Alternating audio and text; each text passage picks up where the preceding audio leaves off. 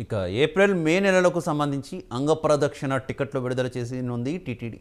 అంగప్రదక్షిణ టికెట్లు రేపు మధ్యాహ్నం 2 గంటలకి ఆన్లైన్లో విడుదల చేయనుంది తిరుమల తిరుపతి దేవస్థానం. అలాగే మార్చి నెలకు సంబంధించి ₹300 ప్రత్యేక ప్రవేశ దర్శన టికెట్లను ఆన్లైన్లో విడుదల చేయనుంది. వృద్ధులు, దివ్యాంగులకు సంబంధించిన మార్చి నెల కోటాకు సంబంధించిన దర్శన టికెట్లను ఇవాళ విడుదల చేసింది టీటీడీ.